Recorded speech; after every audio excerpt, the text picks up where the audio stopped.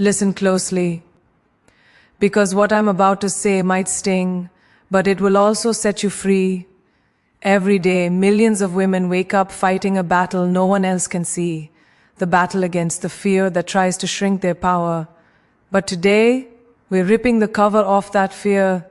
Today, we're calling it out. Today, we take back the authority that was always yours.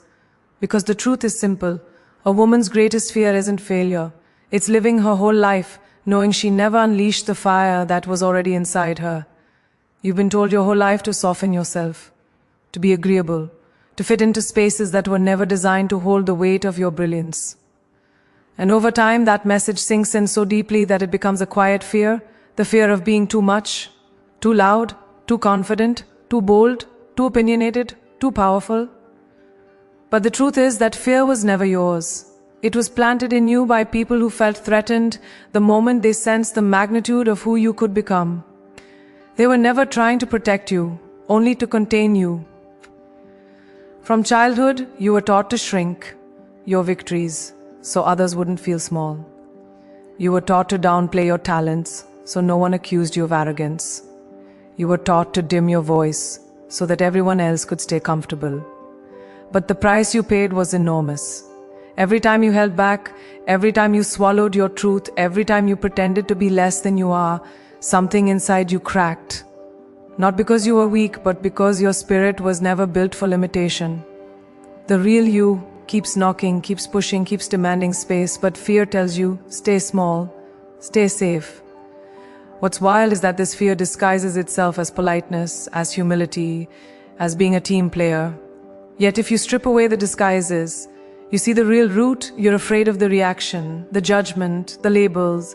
You're afraid of being called intimidating or difficult or dramatic or emotional, because society taught you those words are insults when applied to women. But think about it. Why would anyone call you intimidating unless they were already intimidated? Why would anyone call you too much unless they lacked the capacity to handle real power? Their discomfort is not your responsibility. The world benefits from women staying small. Small women don't challenge systems. They don't break patterns. They don't demand more. They don't rewrite narratives. That's why you were trained to back down, even when every part of you knew you were right. That training is what makes you second-guess your instincts, your intelligence, your decisions. You fear stepping fully into your strength because you've been conditioned to believe your power will cost you acceptance. And you're right, it might. But what good is acceptance if it requires you to abandon yourself? Imagine for a moment what your life would look like if you stopped shrinking. If you walked into every room with the full force of your voice, your vision, your fire. Imagine the impact you could have if you stopped apologizing for the very qualities that make you extraordinary. The world would adjust, people would adapt. And the ones who can't, they were never meant to walk beside a woman who knows her value. Because when a woman steps into her full power, she doesn't lose people. She loses the ones who are committed to misunderstanding her. Here's the truth, that fear doesn't want you to realize you were never too much. You were never the problem. Your intensity, your passion, your ambition, these are not flaws. They are indicators of purpose. They are proof of potential. You were not designed to fit into small spaces. You were meant to expand, to rise, to disrupt, to lead. The world isn't harmed when a woman grows. It's transformed. And the moment you stop fearing your own power is the moment everything around you begins to shift. There's a pressure that hangs on women like a weight, the expectation to be everything all at once without faltering. You're supposed to look flawless, work tirelessly, love endlessly, forgive instantly, and still maintain the calm, polished presence the world demands from you. And because the standards are impossible, that quiet fear grows. The fear that you're not enough, that you're falling behind, that you're failing at roles you were never meant to perfect. This fear doesn't show up as a scream, it shows up as a whisper, a doubt planted deep inside you that questions your every move. And even when you succeed, even when you excel, it tells you it's not quite good enough.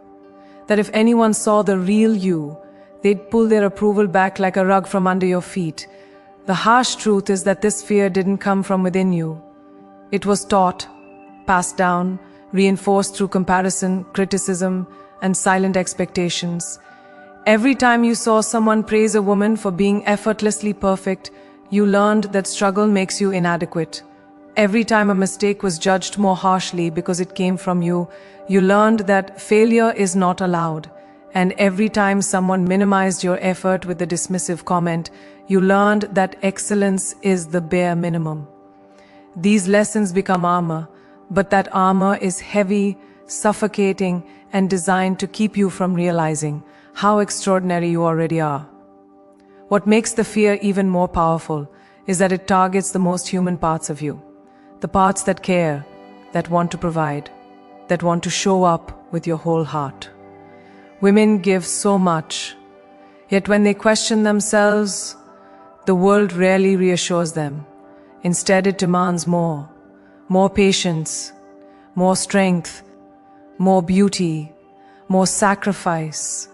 And when you can't give more, when you're exhausted, drained, or simply human, this fear steps in and tells you that you failed. But the reality is that the world has been asking you for superhuman effort and offering human-level appreciation in return. Too many women spend their lives believing they're a few steps behind some invisible standard. They're afraid to take big risks because one mistake feels like it will confirm the doubt they try so hard to hide. They hold back from opportunities because the fear of being unprepared outweighs the potential of what they could achieve. They silence their voices because they think what they have to say isn't smart enough, strong enough, important enough. But the truth is, the fear of not being enough keeps more women small than actual limitations ever will. It stops you before you even begin.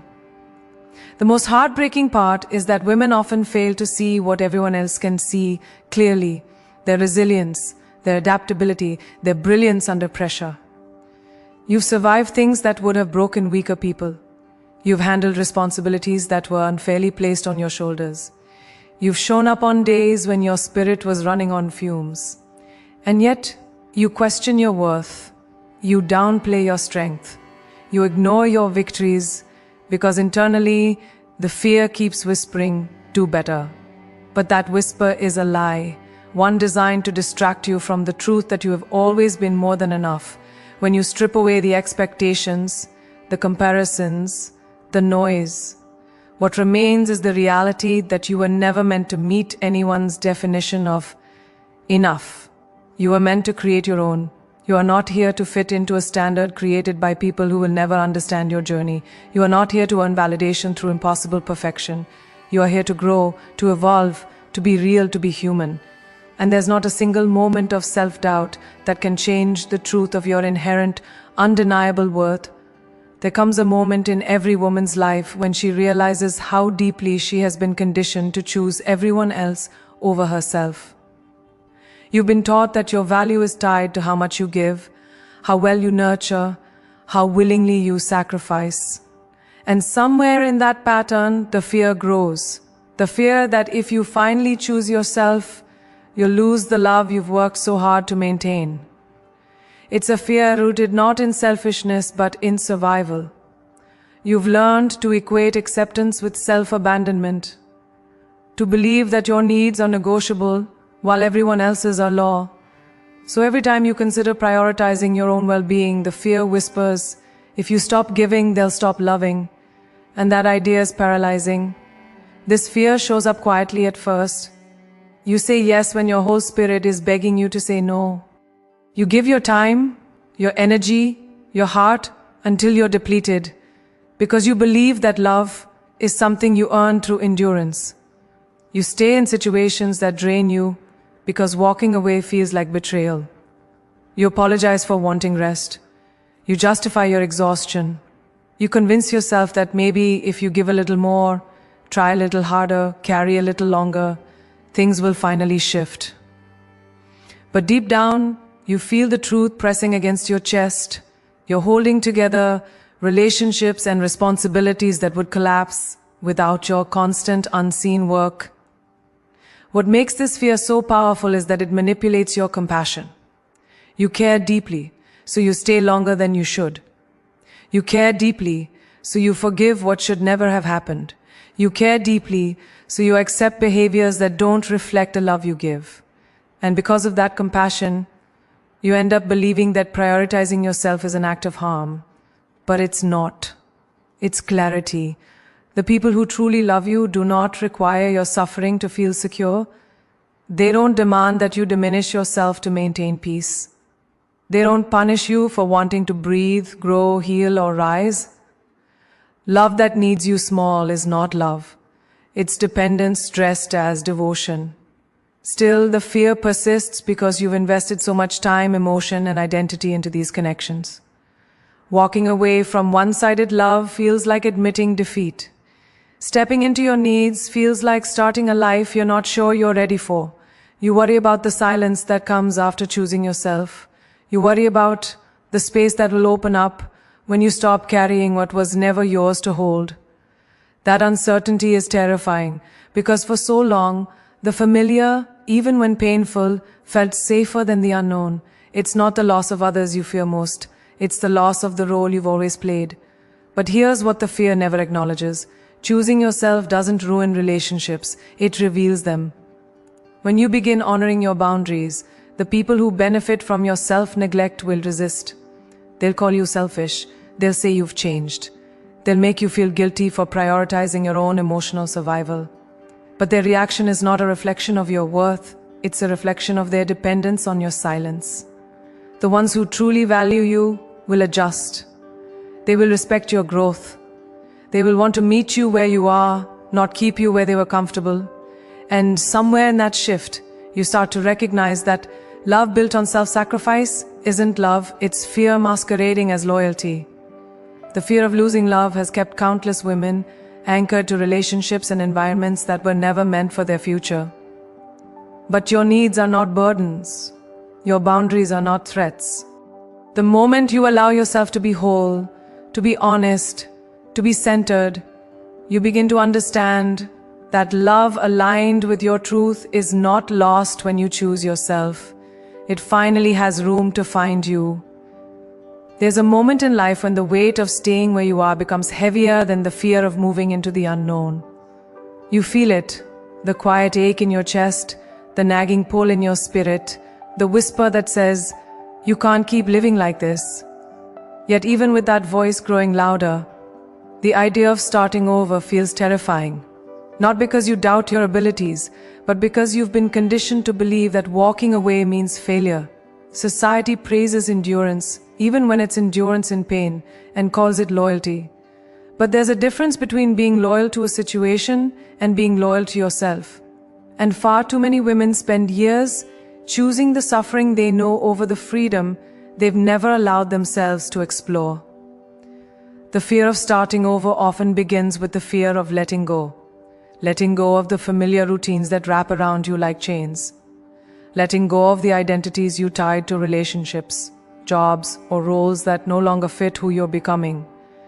You worry that if you release what you've been holding on to, you'll be left with nothing but empty hands. But what you forget is that empty hands are the only hands capable of building something new. The world has taught women to hold on, even when it hurts, even when it breaks them, even when it's obvious that the chapter has ended. You've been trained to see leaving as quitting, when in reality, staying in what destroys you is the true surrender. What makes starting over so intimidating is the silence that comes before the rebuild. When the noise of what you walked away from fades, you're left face to face with yourself, your desires, your wounds, your possibilities. And that silence can be overwhelming because it forces you to confront everything you've avoided by staying busy, staying committed, staying stuck.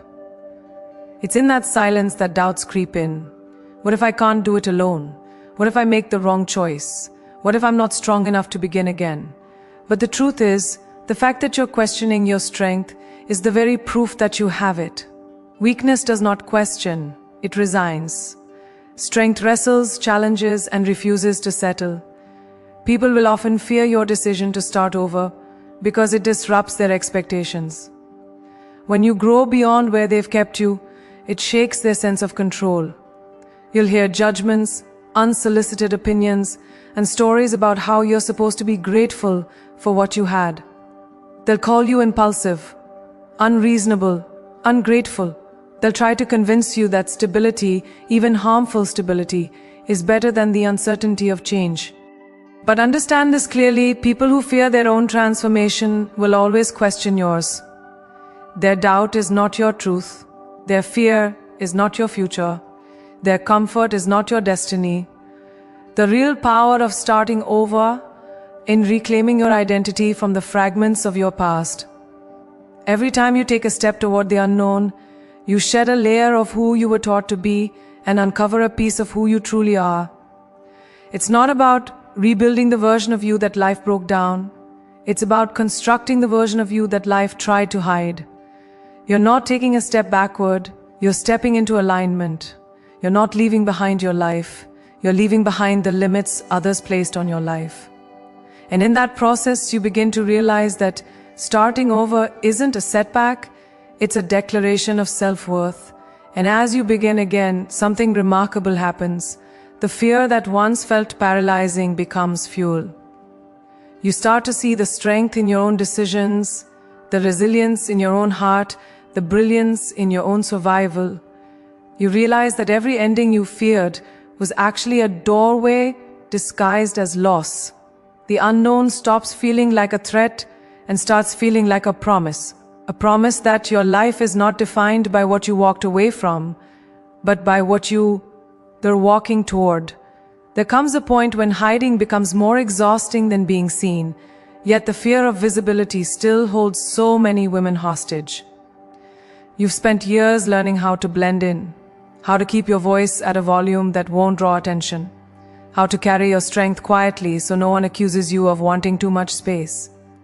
You've been taught that being visible makes you vulnerable, that the spotlight is dangerous, that if people truly see you, your flaws, your wounds, your brilliance, they'll judge you, reject you, or label you.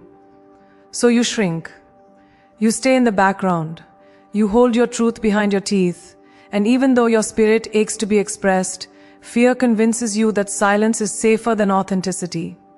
Visibility is terrifying because it exposes the parts of you you've been told to hide, the scars you've collected over years of surviving what was meant to break you, the emotions you were shamed for feeling too deeply, the dreams you were told were too unrealistic, too loud, too disruptive.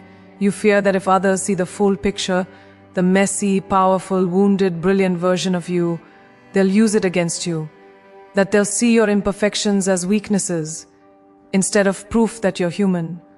But hiding those parts of you doesn't protect you, it traps you. You end up performing a version of yourself that feels acceptable but never whole. And that performance becomes a prison you can't breathe in. What makes the fear even heavier is that society has often punished women for being visible. When you speak your truth, someone calls you emotional. When you assert your boundaries, someone calls you difficult. When you succeed, someone tries to minimize it or take credit for it. You learn quickly that visibility comes with a price. And because of that, you start to believe that dimming your light is the safest option. You tell yourself it's better to be underestimated than criticized, better to be unseen than misunderstood. But what you don't realize is that the world doesn't benefit from your invisibility. It depends on it.